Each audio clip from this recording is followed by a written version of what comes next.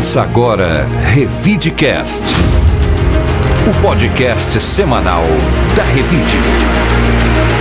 Oferecimento Ribeirão Shopping, sempre muito mais. Olá, eu sou a Bel de Farias, bem-vindo ao nosso Revidecast, o podcast da Revide. Aqui você vai saber tudo o que aconteceu de mais importante na última semana. Olá, eu sou o Murilo Pinheiro. O podcast de hoje, nós vamos começar falando sobre o anúncio da retomada das obras do túnel da Avenida 9 de Julho, do programa Ribeirão Mobilidade, que ficará sob a Praça Salvador Spadoni, na zona sul de Ribeirão Preto. A obra que ligará as avenidas Independência e Presidente Vargas estava suspensa desde abril de 2021, quando a Contersolo, construtora, antiga responsável pelo trabalho, pediu a revisão de valor do serviço, alegando a alta nos preços dos materiais. Em julho, ocorreu a rescisão do contrato por parte da Prefeitura, que alegou o descumprimento de cláusulas. Em 22 de fevereiro deste ano, a Prefeitura de Ribeirão Preto anunciou a empresa que daria continuidade à obra. A ganhadora da licitação foi a empresa Rual Construtoras e Comércio Limitada de São Paulo. Segundo as informações divulgadas à época, a obra custará R$ 27.185.960,56, ou seja, R$ 7.300.000 a mais do que o estimado pela empresa, que começou o serviço em 2020. A obra deverá ser concluída até setembro de 2023. O túnel vai beneficiar entre 7 e 9 mil usuários do transporte coletivo e cerca de 5.400 veículos que transitam pelo local. A obra é uma das 4 que estão paradas no município. No total, há 30 que integram o pacote do programa Ribeirão Mobilidade. Na última semana, a nova empresa já iniciou a limpeza para a preparação do local e demarcações das intervenções que serão realizadas no decorrer dos trabalhos. Segundo o prefeito do município, Duarte Nogueira, a obra é essencial para a região. Uma obra que garantirá uma importante melhoria no tráfego, visto que se trata de um ponto de fluxo intenso e trajeto do futuro corredor de ônibus da Presidente Vargas, disse o prefeito.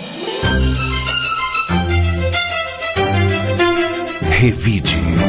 Outra notícia que foi destaque é a fila de idosos à espera de vagas em asilo. Segundo informações da Secretaria Municipal de Assistência Social, há 68 idosos à espera de vagas na instituição de longa permanência, o famoso asilo popular. Desse total, 24 aguardam a análise da pasta sobre preencher os requisitos previstos em lei. Caso sejam aprovados, aguardarão junto aos outros 44 idosos. Essa informação foi divulgada pela pasta em resposta ao requerimento protocolado pelo vereador Marcos Papa, Podemos.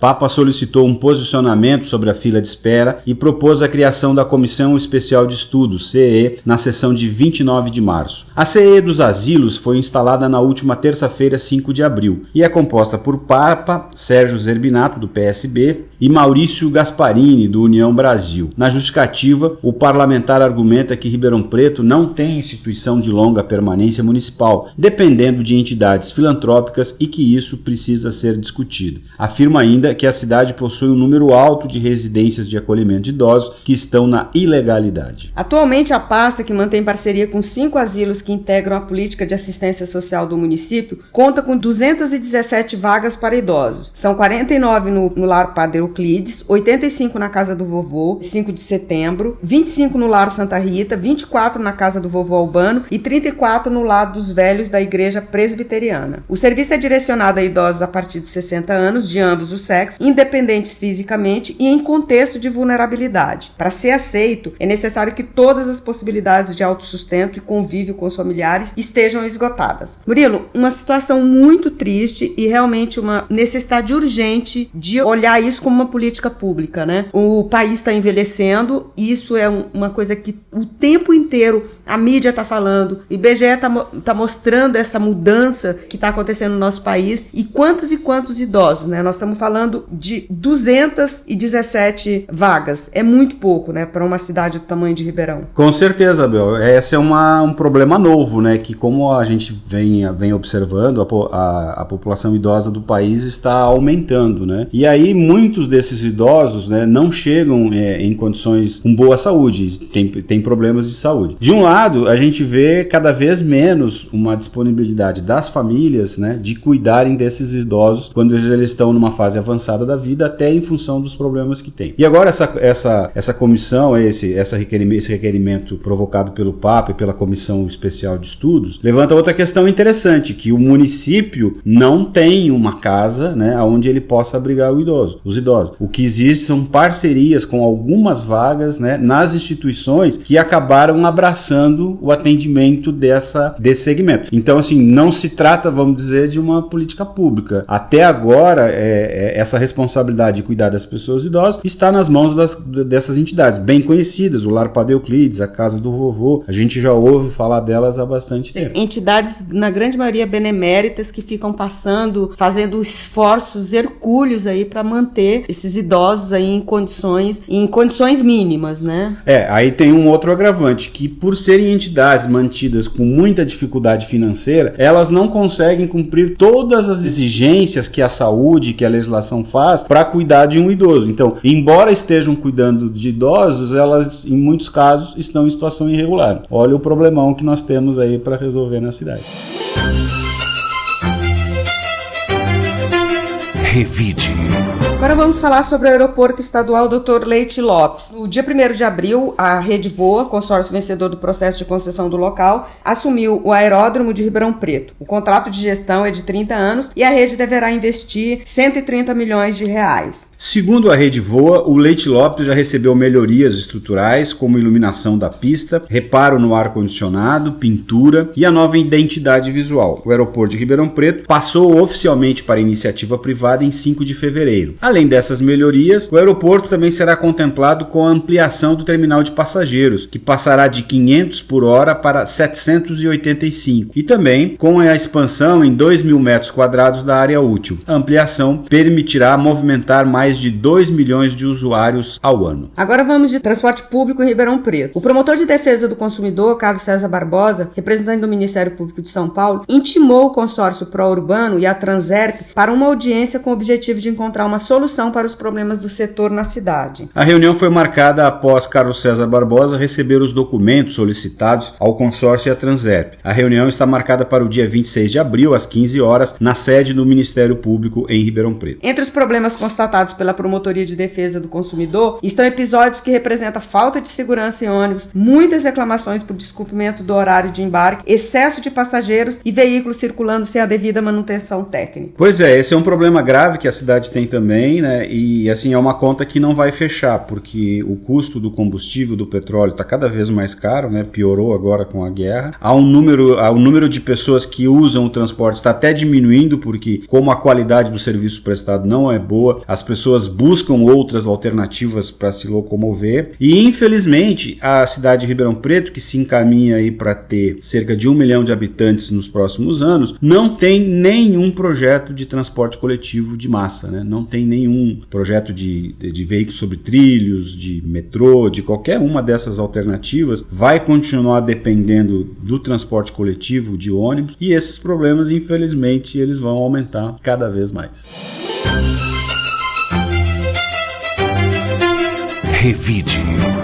Um outro destaque da semana foi o anúncio da Companhia de Entrepostos e Armazéns Gerais de São Paulo, o CEAGESP, que abriu licitação para 149 áreas do entreposto de Ribeirão Preto. Essas áreas serão divididas da seguinte forma: 50 módulos no pavilhão de flores destinado à comercialização de flores, paisagismos e produtos correlatos, 23 boxes, 8 módulos para a comercialização de hortifruti granjeiros, alimentos embalados ou embalagens, 42 módulos de comercialização de hortifruti granjeiros sobre veículos e um lote para instalação de container destinado a depósito de embalagens e 9 lotes para comercialização de flores, paisagismos e produtos correlatos. A licitação ainda prevê 2 lotes para instalação de container destinados à comercialização de pescados, um lote para instalação de trailer destinado à comercialização de produtos alimentícios, um lote para depósito e comercialização de caixaria, uma sala que pode ser usada para escritório de contabilidade, despachante, advocacia ou farmácia e 11 módulos para comercialização de hortifruti granjeiros. O critério a ser adotado para os licitantes será o da maior oferta de preço e modo de disputa será o fechado com entrega de envelopes contendo as propostas e documentos para habilitação. Bom, Murilo, aí eu vou falar para quem tiver interesse, porque isso é um assunto, tem muita gente que tem interesse em trabalhar na CEAGESP, dar uma entradinha lá no nosso portal, tem maiores informações lá, tem o número de telefone, número de processo, então acho que vale a pena aí para quem tem interesse em participar dessa licitação. Temos mais umas informações que o edital poderá ser adquirido gratuitamente na seção Licitações Selic entre 9 e as 11h30 e das 13h30 às 16h30. Os telefones são 343-3840 com prefixo 011 e 3643-3875 também com prefixo 011. E o e-mail é celic@cages.gov.br. Os interessados na licitação deverão agendar visita técnica ao CEAGESP até o dia 17 de maio pelo telefone 016-3638-0466. Revide. Murilo, agora vamos falar sobre os shows que ocorrerão na cidade nos próximos meses? Claro, Bel. Grande alvoroço na cidade aí com a confirmação do show da banda Guns N' Roses, que está marcado para o dia 16 de setembro na Arena Eurobike. A organização já divulgou os valores dos ingressos que começarão a ser vendidos no dia 18 de abril. Para mais informações, basta acessar a editoria Cultura no portal da Revide. Além desse, Murilo, há diversas outras apresentações marcadas para ocorrer na cidade. Entre elas está o show do Ney Matogrosso, com a turnê Bloco na Rua, marcado para o dia 30 de abril. O da Alcione, com a apresentação Eu Sou a Marrom, que acontecerá no dia 13 de agosto. Ambas serão no Centro de Eventos Ribeirão Shopping. Para maiores informações, basta acessar o site do empreendimento. Agora, o Paulo Apolinário, editor da revista Revide, vai falar sobre a edição de saúde desta semana, que é impressa e traz mais um tema importante, a saúde. Oi, Bel, Murilo e ouvintes do Revidecast. Em comemoração ao Dia Mundial da Saúde, a Revide desta semana apresenta um panorama da estrutura hospitalar pública e privada de Ribeirão Preto, além de destacar o trabalho de especialistas da área. A revista ainda traz matérias sobre gastronomia, cultura e muito mais. Então se liga que nessa semana a edição será impressa. Para saber mais informações, acesse www.revide.com.br. Revide. E a Gabriela Maulin, editora do portal, vai nos contar quais os destaques da semana, quais foram as matérias mais lidas. Olá, Bel, Murilo e ouvintes do nosso Revidecast. Além das notícias que já foram citadas nesta edição, trago mais algumas que foram destaques durante a semana. Uma delas é sobre o aumento dos casos de dengue na cidade. No último boletim divulgado pela Secretaria Municipal da Saúde, no dia 6 de abril, os dados apontam que em março foram confirmados 490 casos da doença, um aumento de 842% se comparado ao mesmo período de 2021, que confirmou 52 casos. Só neste ano já são 722 casos, contra 114 registrados entre os meses de janeiro e março de 2021, um aumento de 533%. Por conta disso, a pasta pede a colaboração da população no combate à dengue. E voltando no assunto sobre os shows, uma outra banda que confirmou a apresentação em Ribeirão Preto é a Iron Maiden, que estará na cidade em setembro deste ano. As informações completas podem ser conferidas no portal Revide. Outro destaque da semana é o novo festival japonês, que acontecerá na cidade entre os dias 8, 9 e 10 de julho, com atividades culturais e de lazer totalmente gratuitos. Além de muita comida típica, o festival Arigatô irá acontecer no Espaço Cultural Santa Terezinha Doutora, em Ribeirão Preto. Por hoje é só, até a próxima! Revide. E o professor Cleido Vasconcelos vai dar uma indicação de série ou filme para os nossos ouvintes. Boa tarde, boa noite, bom dia. Hoje falaremos sobre um filme nacional que se chama A Coleção Invisível.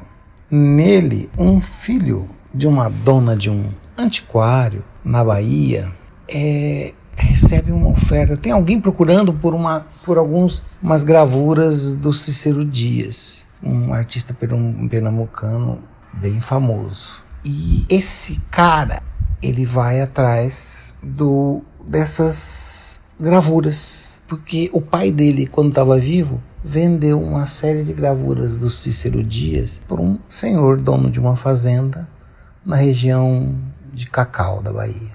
E é isso. Eu não posso contar, eu quero a história, mas é um filme muito legal, porque começa o filme, você fala assim, legal, Tá sendo legal. Mas você fala, na hora que acaba, você se lembra do personagem do filme do Selton Mello, o filme da minha vida, que ele fala assim que ele gostava de assistir filmes, que às vezes ele nem assistia o meio, ele só assistia o começo e o final, porque os finais são sempre tão bonitos dos filmes, e de certa maneira o final desse filme, ele dá uma iluminada no filme todo, e fica tudo tão mais lindo, e aquela coisa que estava meio solto, que você achava que ia ficar daquele jeito, você encaixa tudo, né? E tudo se ilumina. Um belo filme, muito bonito. Ele é de uma poesia muito grande, assim.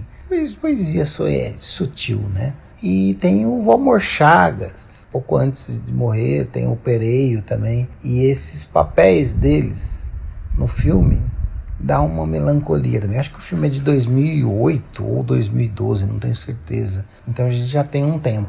E é esses papéis desses artistas, mais o jeito que o filme se encerra, dá um tchan. Então é isso. É isso. Revide. E agora vamos ouvir a indicação de livro da professora Eliana Palocci. Isabel Allende, essa chilena encantadora, essa chilena que nos dá de presente sempre a história de algum lugar e a história de algumas pessoas. Ela nos deu de presente desta vez o seu último livro, Violeta. Violeta é um livro que faz com que a gente se apaixone, que é aquele livro que a gente deseja ler sem parar nenhum minuto. Ele traz uma história da ditadura, uma história de contradições da sociedade, mas também uma história humana, onde todas as mazelas humanas se fazem presente, mas também todas as belezas, todos os bons momentos humanos perpassam os personagens. Violeta é um daqueles livros que faz com que a gente transite por todos os conflitos da humanidade. Isabel Allende, essa chilena americana agora, ela é extraordinária na escrita. Então não só recomendo o livro Violeta, como recomendo todos os outros livros de Isabel Allende. Revide. Eu quero agradecer os ouvintes que nos acompanham toda semana e desejar um excelente fim de semana para todos. Um bom fim de semana para todos e obrigado por nos acompanhar até a semana que vem. O Revidecast tem a edição do Rodrigo Leone e está disponível nas plataformas de áudio Spotify, Amazon, YouTube, SoundCloud, Deezer, Apple Podcasts e Google Podcasts. O nosso podcast tem a produção do Pedro Henrique Pascoaloto. Você ouviu Revidecast, o podcast semanal da Revide. Oferecimento Ribeirão Shopping, sempre muito mais. Informação de qualidade tem valor. Incentive o bom jornalismo.